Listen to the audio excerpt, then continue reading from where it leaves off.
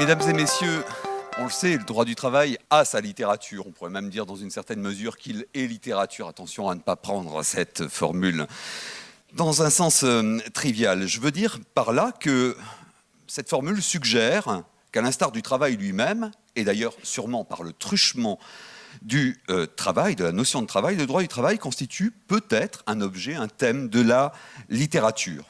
Au droit du travail comme littérature fait ainsi face le droit du travail dans la littérature. Et c'est dans ce second sens que je vais aborder ce sujet. Le travail dans la littérature, d'emblée un nom s'impose, le nom d'un auteur, bien sûr, Émile Zola, et la vaste fresque des Rougon-Macquart.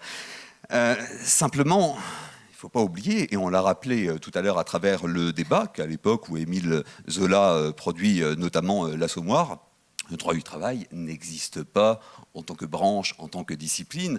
On en est à ses prémices, on en est dans le meilleur des cas à sa préhistoire.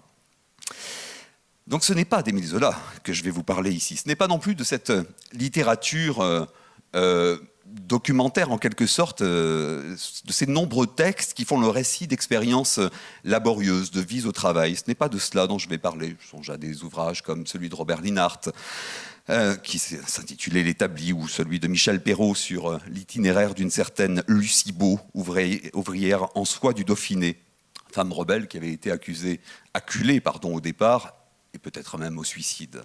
C'est un très bel ouvrage, ça, Mélancolie ouvrière. Non, mon propos s'appuiera sur des romans et des pièces de théâtre qui ont été publiées au cours de ces toutes dernières années à travers une dynamique littéraire, à mon avis, sans précédent sur le travail. Sans en dit long, d'ailleurs, probablement sur les enjeux qui s'attachent aujourd'hui au travail et à la réalité contemporaine du travail. Ces textes offrent à coup sûr une représentation du monde du travail. Et la question évidemment que je vais vous soumettre, c'est de savoir s'ils n'offrent pas également, ces textes, une représentation du droit du travail. Je n'en dis pas plus, entrons sans plus attendre dans cette littérature, si vous le voulez bien.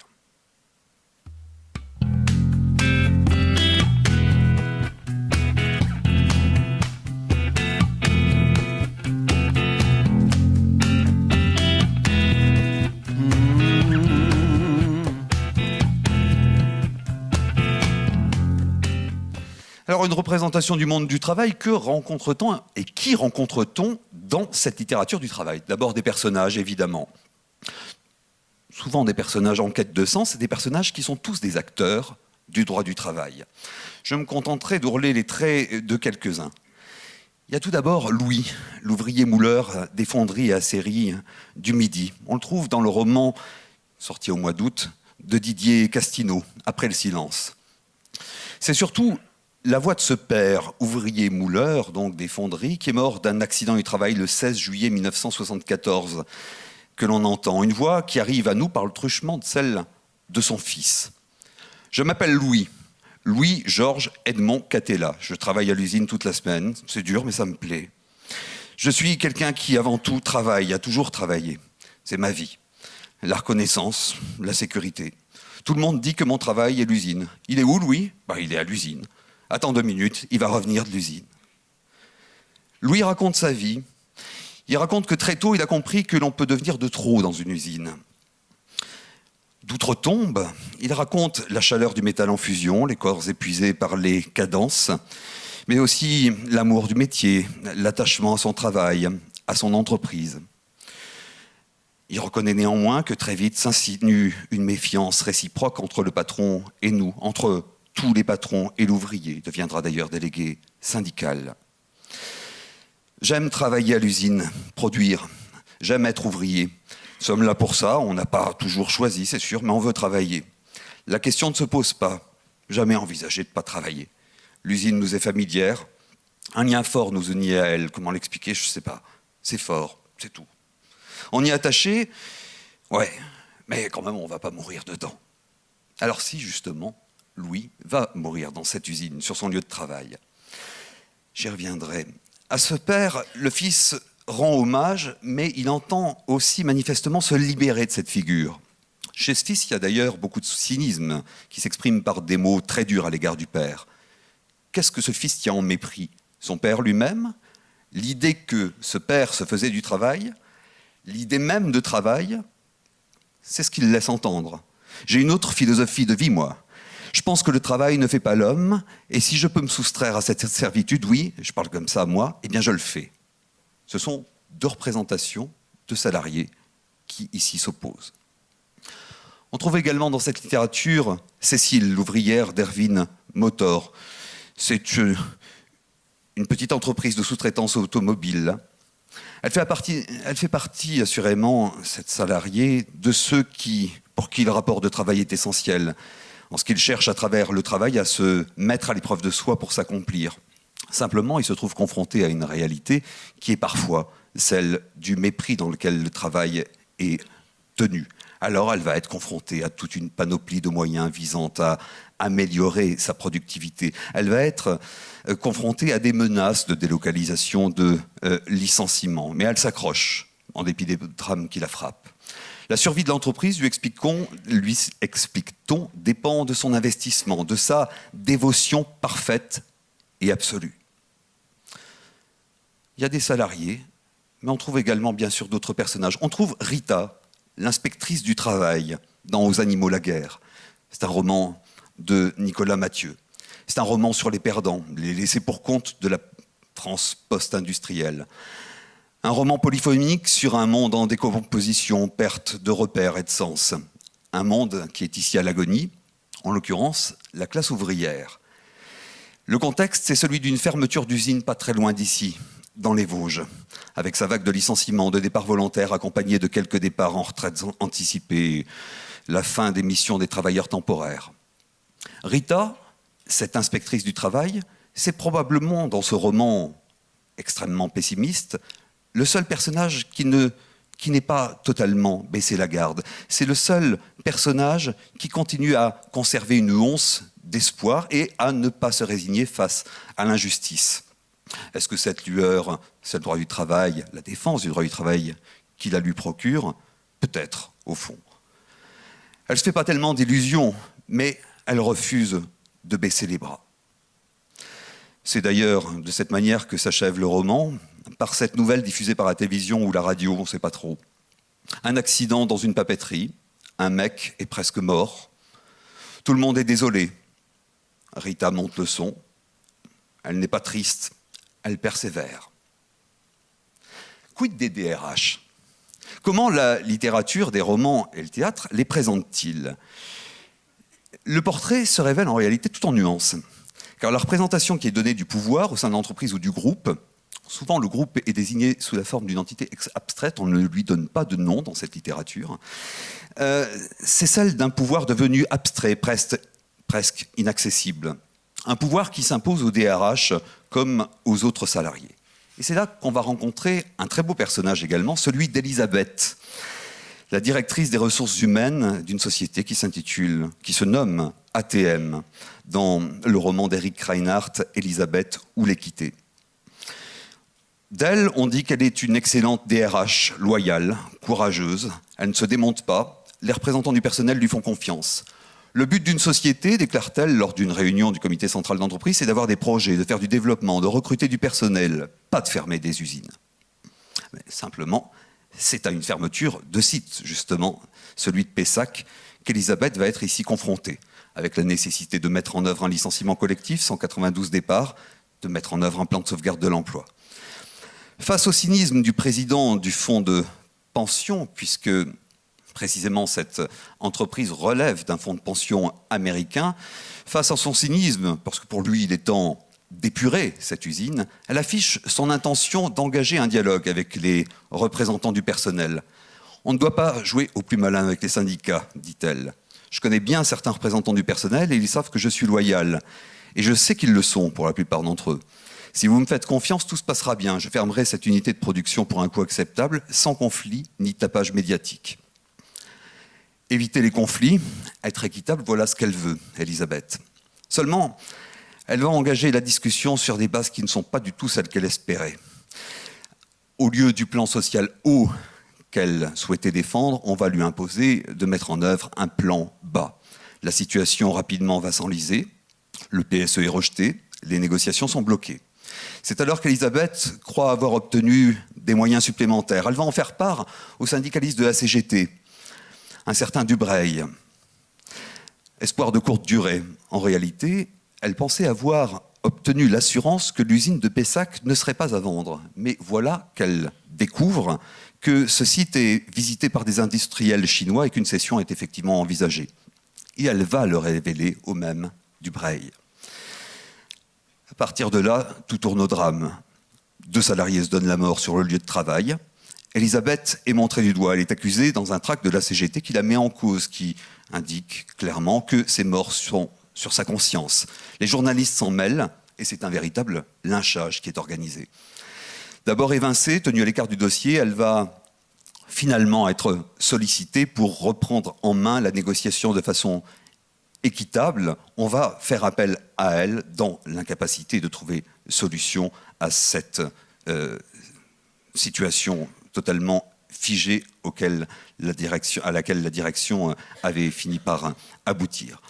Alors qu'est-ce qu'on retient de ce parcours d'Elisabeth? Ce qu'on retient, c'est qu'un homme s'était, pendant le temps de sa mise au banc, manifesté auprès d'elle, s'excusant, reconnaissant avoir commis une erreur, s'être fait dépasser par les événements. Ce même Dubreuil. Au-delà du destin d'Elisabeth, cette pièce, c'est peut-être aussi et surtout l'histoire d'une relation teintée d'estime et de respect réciproque, au-delà des postures, entre une DRH et un syndicaliste. Vision onirique du DRH, peut-être. Reste que derrière ce propos, une thèse forte est avancée. Cette thèse, c'est la suivante, celle de l'équité, condition sine qua non de la coopération. On continue à cheminer dans d'autres romans et on découvre un personnage glaçant, un médecin du travail. J'aime beaucoup les médecins du travail. Voilà, je ne voudrais pas que mon propos soit mal compris. C'est une rencontre quand même inquiétante que nous organise Marin Ledin dans Les visages écrasés. C'est un thriller où se trouve dépeinte la mécanique du rendement et du profit, mécanique accusée ici de broyer les hommes et les femmes. La narratrice est une femme, elle est médecin du travail donc, et elle se sent devenue le réceptacle des douleurs engendrées par les violences, symboliques ou réelles, que subissent et parfois infligent des salariés humiliés. Elle est incapable d'endiguer ce flot qui se déverse chaque jour dans son cabinet. Elle choisit dès lors un jour, un soir plutôt, de passer à l'acte. Face à un salarié qu'elle a déjà sauvé d'une tentative de suicide, elle décide de le tuer. Un salarié est un malade comme les autres. Vincent Fourier, c'est le nom de ce salarié, a le droit de partir avec dignité. Je ne les laisserai pas lui infliger toutes ces souffrances. Ils ne le tueront pas. Pas cette fois-ci, ni lui, ni les autres d'ailleurs. En le tuant avant qu'il ne le fasse, je le réhabilite en tant qu'homme. De toute façon, dans le monde du travail tel qu'il existe aujourd'hui, qui peut, s'interroge-t-elle, faire la différence entre les morts volontaires et ceux qu'on mène à l'abattoir? Et de répondre, pas moi. Voilà qui nous rappelle par des chemins vicinaux, et je regarde mon ami Patrice Adam, que la souffrance au travail peut décidément rendre fou.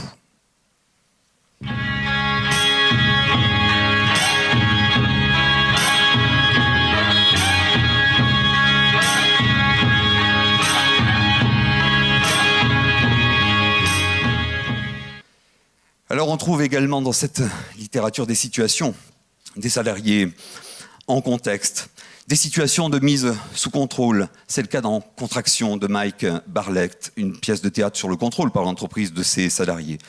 Dans cette société-là, tous les salariés sont sous surveillance dans les moindres aspects de leur vie privée. Ce sont leurs sentiments qui sont également régulés.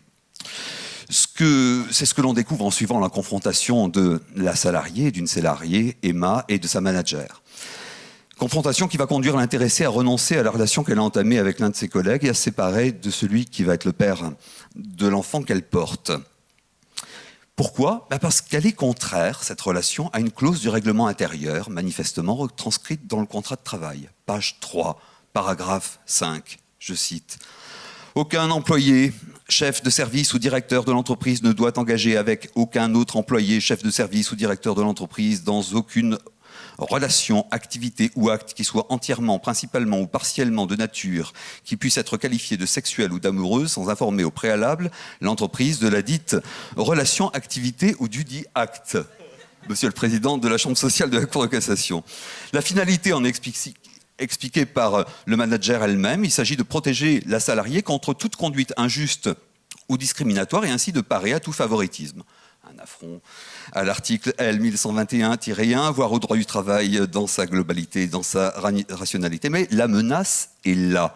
Si la situation reste telle qu'elle, nous allons vous licencier tous les deux pour faute professionnelle et mauvaise conduite. Ce qui veut dire que vous n'aurez pas de référence, des dossiers entachés tous les deux, et vous aurez par conséquent beaucoup de mal à retrouver un emploi vu la situation de nos jours.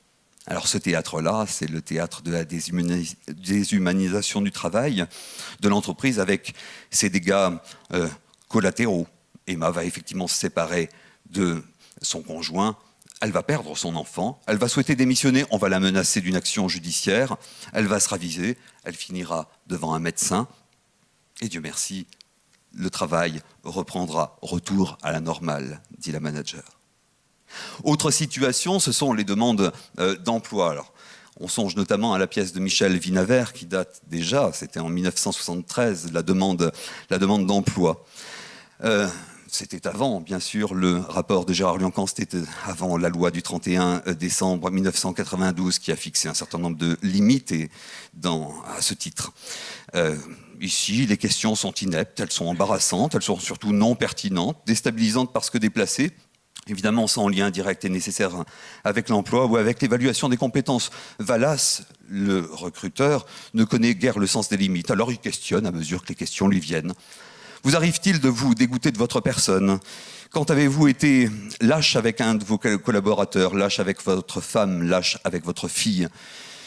Quand vous savez que vous avez trahi une certaine idée de vous-même, ça nous arrive à tous, n'est-ce pas? Quand vous étiez enfant, avez-vous déjà cette habitude de mastiquer? Avez-vous du mal à vous contrôler? Souhaitez-vous que j'ouvre un peu la fenêtre? Êtes-vous, avec les femmes dans l'intimité, acharné après la performance? Manquez-vous de patience, quelquefois de discernement? Vous souciez-vous de leur plaisir? Vous repliez-vous sur vous-même après le plaisir? Dans quelle chose prenez-vous le plus de plaisir? Jusqu'où porte le désir? Quel est votre plus fort désir? De recrutement, il est également question dans la pièce de théâtre publiée en 2014 par Léonore Confino sous le titre Building. Building, c'est une pièce où on passe d'un étage à un autre. On commence par tout d'abord le parking, où un échange se fait qui rappellera quelques souvenirs aux conseillers ici présents de la Chambre sociale de la Cour de cassation. Une chef d'hôtel s'adresse à une hôtesse et lui dit tout simplement « Ici, tu te nommeras Angélique ». Ça correspond mieux à ton visage. On passe donc d'un étage à un autre, service communication, le bureau du responsable marketing, le service comptabilité. Autant d'étages pour dépeindre une entreprise où les humains sont réifiés, réduits à l'état de ressources humaines, au sens de matières premières, cependant que règne un discours où se célèbre le management. Et comme à la Concorde, il y a une spécificité à mesure qu'on avance de scène en scène, et donc d'étage en étage, c'est que des oiseaux viennent se fracasser contre les fenêtres. Un premier, un second, un troisième, toujours plus à mesure que l'on se hisse dans les hauteurs du building. Autre situation, des entretiens et puis des risques de burn-out. Burn-out, c'est le titre d'une pièce d'Alexandra Badea, qui l'on doit également la pièce Pulvérisée. Ici, deux personnages, l'évaluateur et l'évalué pour un entretien annuel. Pas une conversation, pas un dialogue. Voilà ce que précise l'évaluateur. N'oubliez pas que vous êtes en position de force. L'entretien n'est pas une discussion entre amis. Face au bombardement de questions, la salariée s'interroge, faut-il tout dire? Faut-il mentir?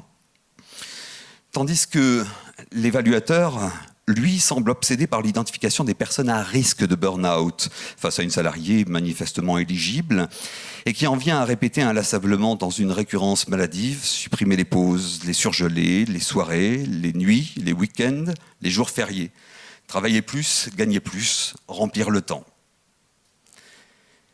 Des situations, mais aussi des relations complexes. Et ce qui est tout à fait frappant, c'est que les relations complexes ne sont pas simplement entre salariés et employeurs, souvent entre salariés eux-mêmes. On a toute une série de pièces à cet égard. Celle de Roland Schimmel-Pfennig, qui s'intitule Push Up. Ici, c'est l'obsession de l'ascension ou de la promotion professionnelle. sur fond d'enchevêtrement des relations privées aux relations de travail, qui va attiser les conflits interindividuels. Sous la plume de Rémi DeVos, dans une pièce qui s'intitule L'intérimaire, l'affrontement concerne ici, au beau milieu de l'entrepôt d'une entreprise de transport, deux salariés, l'un en contrat de mission, l'autre en contrat à durée indéterminée. Animal, la violence dans ce texte s'affiche par un enjeu, en l'occurrence la responsable du secteur expédition, mais elle semble bien être attisée aussi par la différenciation des situations d'emploi. Toujours dans ces relations tendues entre salariés, il y a la très belle pièce de Joël Pomera, la grande et fabuleuse histoire du commerce, avec une remarquable mise en scène de la pression qu'au sein du groupe, les salariés génèrent à l'encontre de tel ou tel d'entre eux. La pièce se déroule d'ailleurs en deux temps, 1960 et dans les années 2000. On retrouve un personnage jeune en 1960, on le retrouve à la tête de l'équipe en 2000. Il va faire subir aux autres ce qu'il avait lui-même subi. Ici, les trajectoires présentent des lignes courbes qui passent, par exemple, du stade de l'acrasie à celui où la loi du marché est manifestement parvenue à bout des états d'âme. Alors ces relations-là n'échappent sûrement pas au droit du travail, même si, il faut bien le reconnaître, celui-ci ne s'est pas construit autour d'elles. Mais justement, où est-il le droit exactement à travers ces textes? Est-ce que ces textes offrent une représentation du droit du travail ?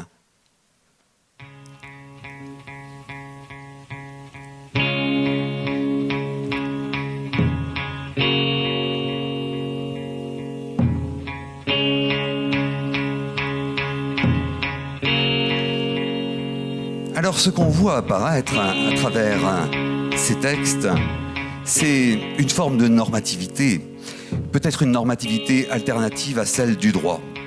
Et s'il y a une normativité alternative à celle du droit, il faut se poser la question de savoir si elle ne dessine pas en creux une représentation du droit du travail. Je parlerai volontiers de forme de désenchantement à travers cette littérature. Le management va être proposé et présenté dans certains textes comme étant la source exclusive de la normativité. C'est le cas dans Potentiel du sinistre, le premier roman de Thomas Coppée. Il s'agit là de Chanard, un personnage jeune cadre, ingénieur financier qui se voit proposer un très beau job en raison de son potentiel, parce qu'il a beaucoup de potentiel. Ses fonctions du groupe vont être d'analyser l'information financière, économique, géopolitique susceptible d'impacter les marchés. Il adhère aux valeurs du groupe, client, honneur, réputation. Il s'y reconnaît totalement. À son arrivée, il va se lier d'amitié avec Vautier, qui va lui faire partager ses connaissances sans rien attendre en retour. Celui-ci, dit-il, applique le code de conduite et peut-être ses propres principes. Chanard connaît une évolution fulgurante de talent potentiel. Il est propulsé au rang de talent grâce à de magnifiques évaluations. Il va dès lors essayer de mettre en œuvre une bonne et grande idée inédite. C'est ainsi qu'il va concevoir un projet, une sorte de machine à subprime consistant à miser sur les catastrophes naturelles. Ça va le propulser au rang de manager. Il ne lâche rien, il s'obstine, il persévère en quête de rendement. Jusqu'au jour où les directeurs lui annoncent que des changements sont envisagés au sein de l'équipe et lui font transmettre une note qui explique en peu de mots que le remaniement va consister à se séparer de 10% de l'effectif primaire de l'équipe, ce qui signifie 0,5 personnes pour une équipe de 5, autrement dit, une personne. Voilà ce qu'indique la note. Qui choisir ? Il comprend qu'il a à choisir effectivement le salarié qui va devoir partir. Il a un penchant pour le dernier recruté, mais la direction va lui imposer son choix. Ce sera Vautier, celui qui l'avait accueilli, avec lequel il s'est lié d'amitié. C'est lui qu'il faudra congédier. C'est à partir de là que le sort de Chanard bascule. Les signes de relâchement deviennent perceptibles, ce que ne tarde pas à confirmer les chiffres. On lui rappelle les valeurs du groupe qu'il a manifestement oubliées, mais rien n'y fait. Inexorablement, Chanard décroche et sombre. La violence normative de l'entreprise, cette formule devrait faire réagir Antoine Jameau. La violence normative de l'entreprise, il en est beaucoup question également dans Hard Copy de Isabelle Sorante. La thèse ici, c'est que les salariés reproduisent entre eux la violence qu'ils subissent de la part de l'entreprise. violences qui vont se traduire ici par la suppression de l'une d'elles, purement et simplement. Le directeur va apprendre cette situation, il va manifestement considérer que les salariés avaient bien fait, d'où l'interrogation de l'une d'elles, mais donc on était dans notre droit. L'entreprise est devenue espace déshumanisé dans un certain nombre de pièces et l'une d'entre elles en donne une représentation teintée de dérision. C'est la pièce de Natacha de Pontcharrat, Dancing. C'est très simple. Ici, les relations entre les salariés, les seuls échanges qui interviennent se déroulent uniquement dans les sanitaires de l'entreprise. C'est le seul lieu où on discute. Alors, le Code du travail, est-ce qu'il en est question? Je reviens au roman de Nicolas Mathieu's, Animaux la guerre. Il y est question à plusieurs reprises du Code du travail. D'abord pour faire écho à des discours ambivalents et pour exprimer une forme de désenchantement. Je cite. « Depuis quelque temps, le boulot devenait vraiment compliqué, la crise justifiait tout. Préfet, juge, patron, même les représentants du personnel, tous étaient d'accord, le travail était devenu une denrée trop rare pour qu'on fasse la fine bouche. À force, les salariés aussi avaient fini par s'en convaincre. Et le Code du travail faisait désormais moins figure de rempart que de boulet, un caillou dans la godasse des forces productives. Tout le monde semblait du même avis, il fallait lâcher du mou, faire avec. Les Allemands montraient la voie, se serraient la ceinture, eux, et puis les Chinois, par centaines de millions, qui s'accomplissaient en taux de croissance mirobolant et sans se plaindre que pas de congés, pas de primes, pas de pause, pas d'heures sup. Cette trajectoire dans les textes de la littérature nous conduisent tout droit, j'y ai déjà fait référence tout à l'heure, à la Lorraine. C'est le cas notamment dans le roman d'Isabelle Stibbe, publié au mois d'août 2015, lui aussi Les Maîtres du Printemps. De quoi s'agit-il ici? Eh bien, c'est l'histoire d'un combat pour sauver le dernier haut fourneau d'une ville, Aublange. Ville fictive, bien sûr. Ici, il est question de ces salariés qui se battent pour travailler et qui en viennent à commettre parfois des excès. Les parents, lit-on, quand ils faisaient la grève, c'était pour des augmentations de salaire. Les fils, aujourd'hui, ils font grève pour continuer à travailler. Chacun sent bien qu'ils sont au cœur de la contradiction. Le travail à l'usine est toujours vécu comme une aliénation. Or, ce travail, c'est ce qui les rend dignes.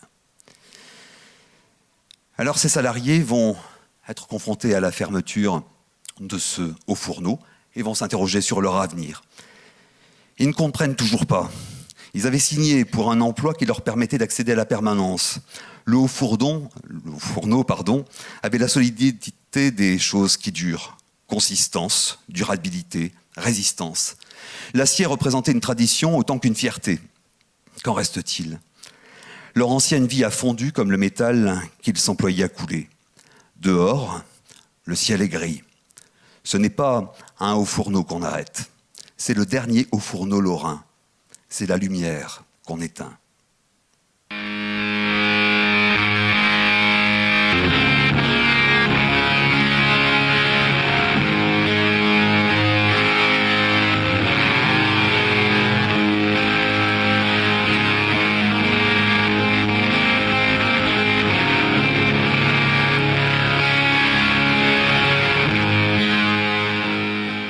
Alors, malgré tout, ces salariés, ils vont garder espoir, ils vont forger cet espoir dans cette pièce en particulier.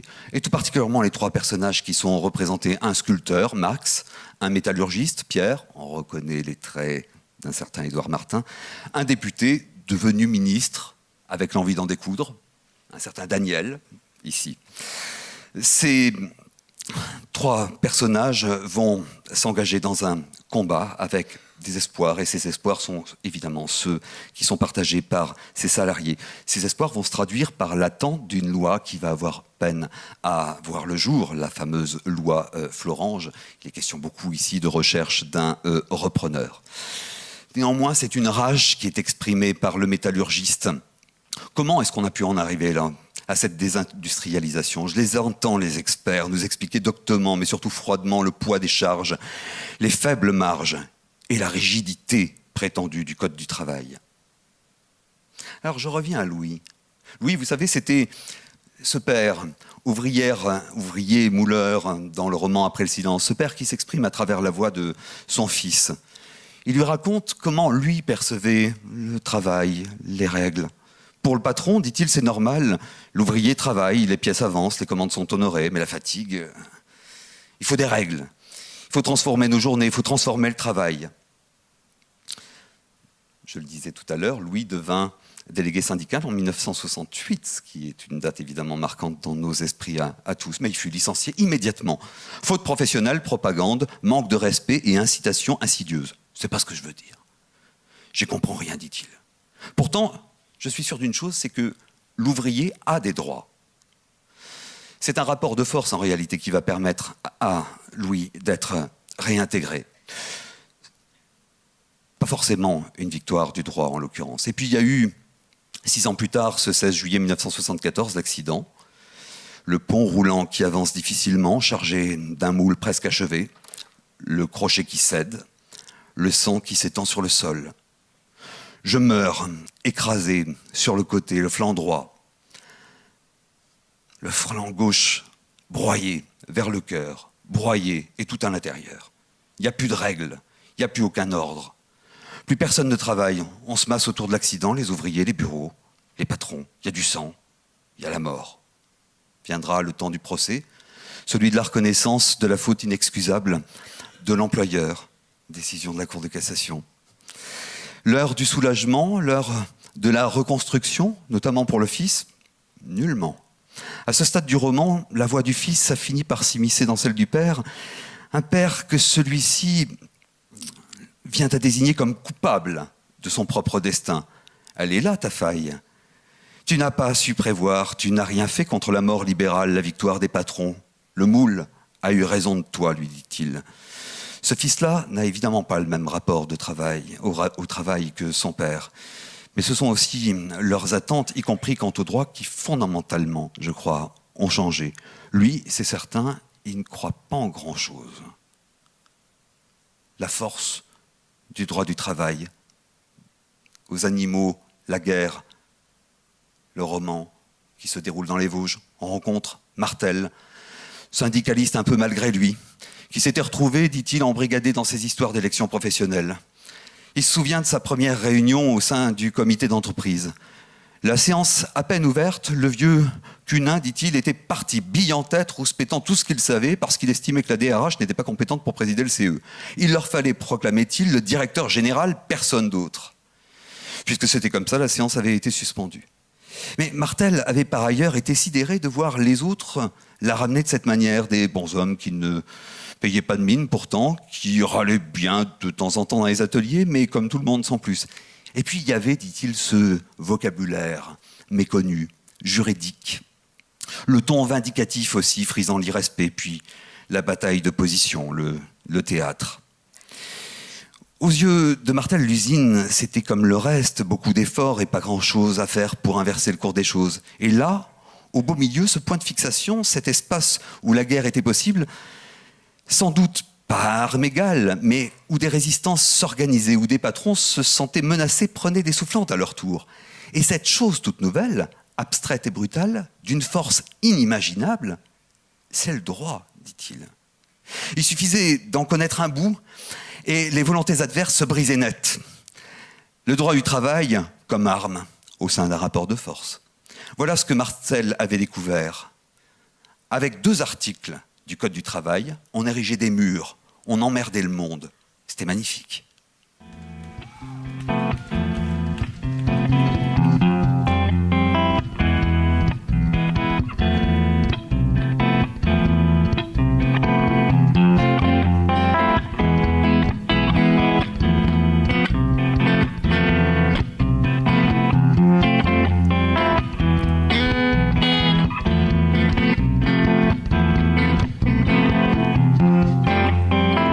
Est-ce que le droit du travail serait absent de cette littérature? À mon avis, c'est tout le contraire.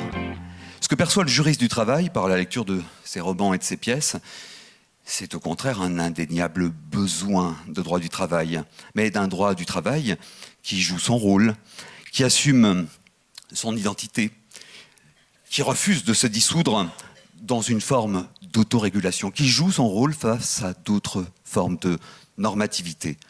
On retrouve ici une autre littérature, et notamment l'ouvrage d'Alain Supiot, La gouvernance par les nombres, publié en mars 2015. Ce qui s'exprime à travers cette littérature, ce ne sont pas les débats qui nous animent depuis quelque temps, c'est tout autre chose, c'est tout simplement un besoin de justice qui s'exprime, et un besoin de justice au travail. À travers cette littérature, par conséquent, c'est aussi un appel, et peut-être même surtout un appel au droit du travail, que j'entends. Il me reste à vous remercier pour la qualité de votre écoute. Vous aurez reconnu derrière moi un certain nombre d'accords de musique qui sont les musiques de Lou Reed et du Velvet Underground, pour une raison simple, c'est que derrière le Velvet, vous trouvez Andy Warhol, qui, bien sûr, est l'objet de l'exposition qui vous est proposée maintenant. Je voudrais simplement vous profiter, de continuer à pleinement profiter de ce séjour à Metz, à profiter de ces rencontres.